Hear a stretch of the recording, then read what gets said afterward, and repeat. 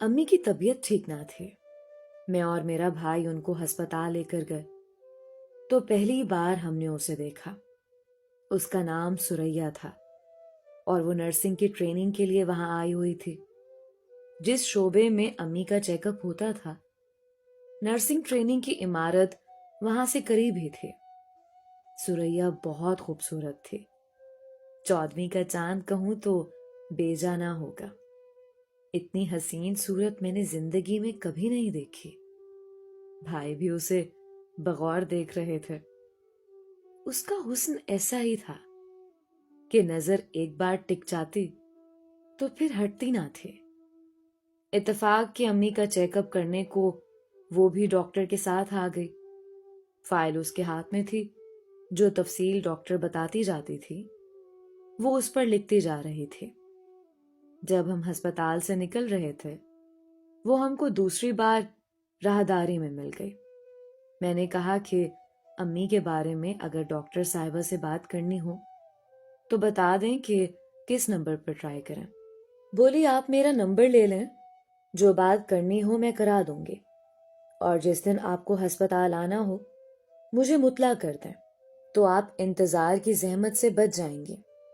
سریا کے ساتھ فون پر بات ہوئی. جب ہم ہسپتال جاتے وہ ہماری کافی معاونت کرتے. یوں اس کی ہماری دوستی ہو گئی.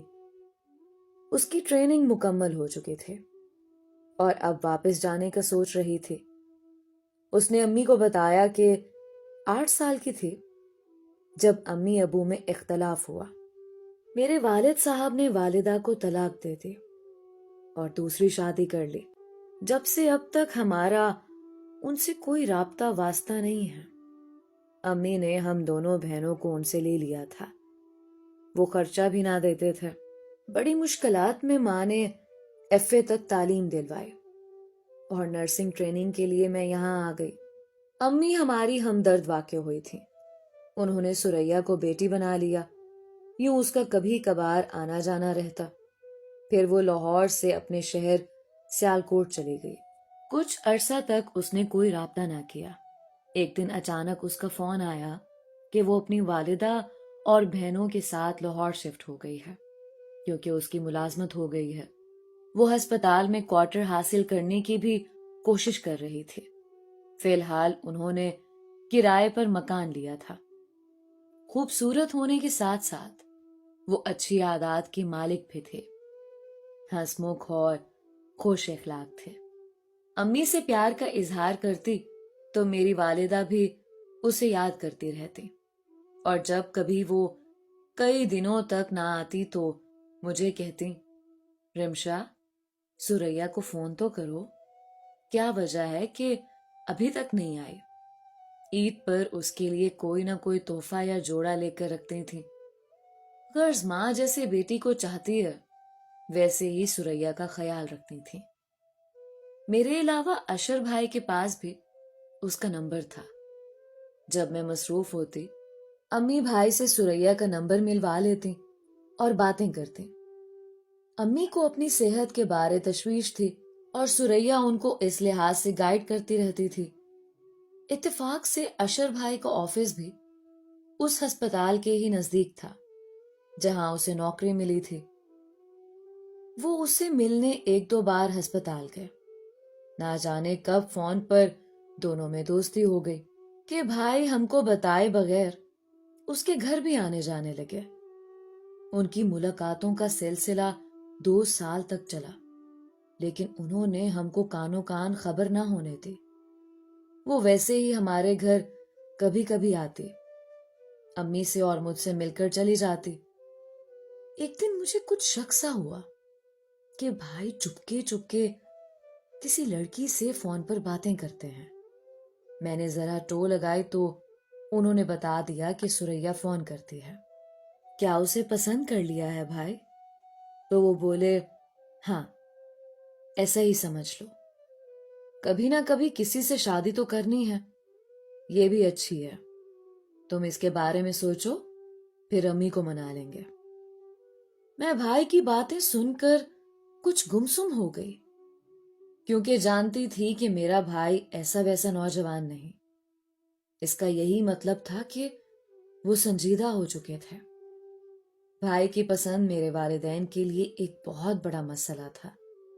میں نے بھائی سے کہا، بھائی، امی ابو آپ کی شادی اپنوں میں کرانا چاہتے ہیں، بلکہ امی تو چاچا حیدر کے گھر بات بھی کر چکی ہیں۔ وہ سریا سے شادی کے لیے کبھی نہ مانیں گی۔ میری بات بھی صحیح تھی۔ وہ چپ ہو گئے، مجھے کوئی جواب نہ دیا۔ بہرحال میں نے ان کے کان میں یہ بات تو ڈال دی تھی کہ بھائی جان آپ ذرا سنبھل کر چلیے گا۔ والدہ کو میں نے بتانا ضروری سمجھا کہ بات بڑھنے سے پہلے بھائی کو تھام لیں۔ مجھے ڈر تھا کہ ابو کو پتا چلا تو بہت ناراض ہوں گے اور عجب صورتحال پیدا ہو جائے گی۔ امی نے بات اپنے تک نہ رکھی اور باتوں باتوں میں والد کے گوش گزار کر دی، کیونکہ وہ باتیں اپنے شریک زندگی سے نہ چھپاتی تھیں۔ وہ یکدم بگڑ گئے، بولے، یہ اشر کو کیا ہو گیا ہے؟ پہلے تو کبھی اس نے زبان نہ کھولی تھی۔ والدہ نے سمجھایا کہ نوجوان لڑکا ہے، آپ اسے کچھ نہ کہیے گا، میں خود منا لوں گی۔ بات شاید سمجھانے کی حد سے آگے بڑھ چکی تھی۔ جب والدہ نے تنبیہ کی، اشر بھائی اکھڑ گئے، کہنے لگے، زندگی میں نے گزارنی ہے، آپ لوگوں نے نہیں۔ جان لیجئے کہ اگر مجھ پہ زبردستی اپنا فیصلہ تھوپنے کی کوشش کی گئی تو میں گھر سے چلا جاؤں گا۔ والدہ اس دھمکی سے ڈر گئیں۔ اشر ان کا ایک ہی بیٹا تھا، تاہم میں نے امی کو تسلی دی اور بھائی کو بھی کہ وقت کے ساتھ سب ٹھیک ہو جاتا ہے۔ اللہ سے دعا کیجئے کہ جو ہو اچھا ہو۔ اب سریا نے ہمارے گھر آنا بند کر دیا تھا، شاید کہ بھائی نے اسے منع کر دیا تھا۔ ہم دونوں بہنوں نے اشر بھائی سے کہا کہ آپ ہم کو سریا کے گھر لے چلیں، ہم دیکھیں تو صحیح کہ وہ کیسے لوگ ہیں۔ اشر ہم کو سریا کے گھر لے گئے۔ اس کی بہن اور والدہ بہت خوش ہو کر ملے، ہماری خاطر مدارت کرنے لگیں۔ ان کو خیال ہوا کہ شاید ہم نے سریا کو پسند کر لیا ہے اور اپنی بھابھی بنانے کا ارادہ ہے۔ ہم کو بھی یہ اچھی لگی تھی۔ ہم بہنوں نے امی کو منا لیا کہ فی الحال آپ اشر بھائی کو تنہا نہ چھوڑیں، بلکہ ان لوگوں کے گھر آنا جانا رکھیں۔ نہ جانے یہ اونٹ کس کروٹ بیٹھنے والا ہے، ایسا نہ ہو کہ آپ کا بیٹا آپ کے ہاتھ سے نکل جائے۔ امی نے بھی بیٹے کی ان لوگوں میں گہری دلچسپی کو سمجھ لیا۔ کوئی ماں اپنی اولاد کی خوشیوں کو ریزہ ریزہ ہوتے دیکھنا نہیں چاہتے، ایسے میں جبکہ اس کا بیٹا اکلوتا ہو۔ ابو کو منانا اب امی کا کام تھا، ہم تو اپنے بھائی کے ساتھ تھے۔ سچ کہوں تو پہلی نظر میں ہی مجھے سریا بھا گئی تھی۔ امی نے ایک دو بار سریا، اس کی والدہ اور بہن کو گھر بھی مدعو کیا۔ وہ شاید چاہتی ہوں کہ والد ان کو ایک نظر دیکھ کر پرکھ لیں تو بات آگے کریں، لیکن والد صاحب حیدر چاچا کے گھر ہی بھائی کا رشتہ کرنا چاہتے تھے۔ وہ اس بات سے رنجیدہ ہو گئے کہ میری بیوی اور بچیاں بھی اپنے بھائی کی ہم نوا ہو گئی ہیں۔ ہم تو بھائی کی خاطر ایسا کر رہی تھی کیونکہ مجھے معلوم تھا اب اشر ماننے والے نہیں ہیں۔ وہ ہر اتوار کو کھانا سریا کے گھر کھاتے تھے، ہم کو نہ بتاتے، مگر میں نے حالات سے باخبر رہنے کے لیے سریا کو اس قدر اعتماد میں لے لیا کہ وہ مجھے اکثر باتیں فون پر بتایا کرتی تھی۔ 2 سال گزر چکے تھے اور اب سریا کی بہن میرے بھائی سے اصرار کرتی تھی کہ اپنی والدہ سے کہو رشتہ لے کر آئیں۔ امی کب تک سریا کو بٹھائے رکھیں گی؟ جب بھی اب کوئی اچھا رشتہ آیا وہ مزید انتظار نہ کریں گی۔ یہ حقیقت تھی۔